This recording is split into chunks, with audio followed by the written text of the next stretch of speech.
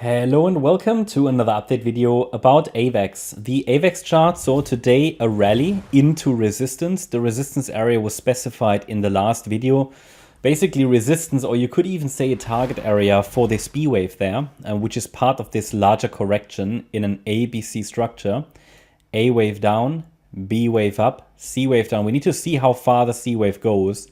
It's also possible that this initial ABC structure is only going to form another larger A wave, then we're gonna see another B and C, basically like that, okay? And that the initial A wave is just only forming here, okay? So we need to consider that. That happens quite frequently. These corrections extend and morph and so on. But at the moment, I mean, it's respecting very nicely, not only the wave count, but also the parameters that we defined for this chart. How come? How come? Well, see, we saw a corrective move down in what looks like the first wave of a larger corrective pattern. So an A wave, okay?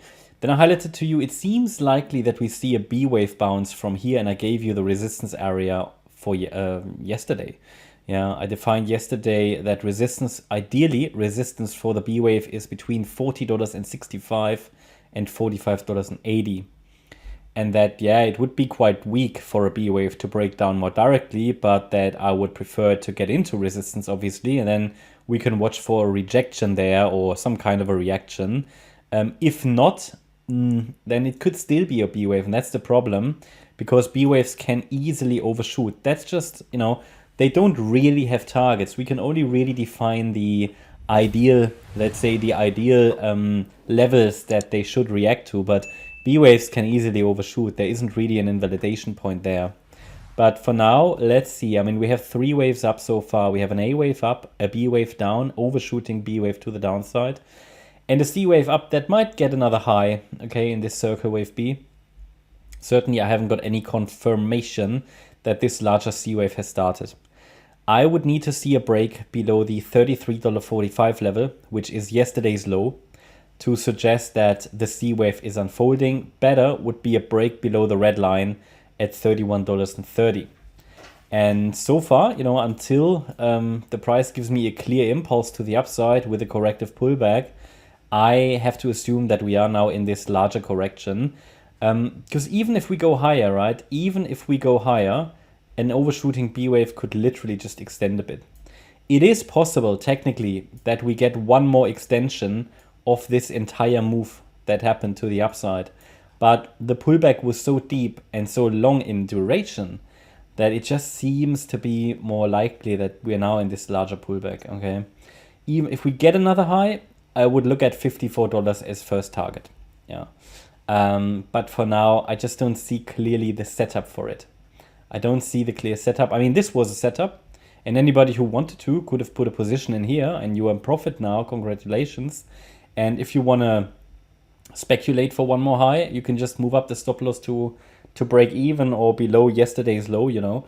That's entirely up to you how you deal with that, but I don't see a clear long trade setup from where we are now. Doesn't mean it couldn't go up further, but I don't see a clear setup. The setup was the box, even though not a very good one, because, you know, we were dealing with very messy structures. And, you know, I think the probability is at least high that the market could react to that red zone there, to the red resistance area.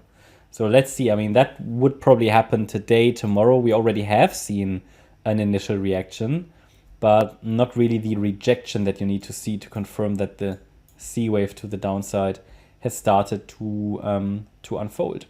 And what would be a target of the C wave if that move down started now? So all I can do, I can measure the length of the A wave. Then we go to the high of the B wave, and that gives us certain levels for the C wave to the downside. And targets start at $27.64. Then we've got $25.57 anyway as standard support, and then $23.59, and then $20.78. These are, I would say, the key levels first. But again, if this B wave pushes a little higher, I would have to adjust the white box. Okay, so I will leave it for now, leave that off. But for now, yeah, I think I primarily see that as a corrective bounce at the moment, okay? In a more bullish scenario, yes, one more high, but I would argue that even after one more high, then the top is in place. But for now, until proven wrong, you could say, I assume this is a B wave. Now, again, bear in mind, B waves can always extend. And as long as we stay above yesterday's high, I think the short-term trend is up. That's my update about AVAX. Hope you liked the update. If you did, please hit the like button, leave a comment and subscribe. And if you really like the content, then please check out the channel membership.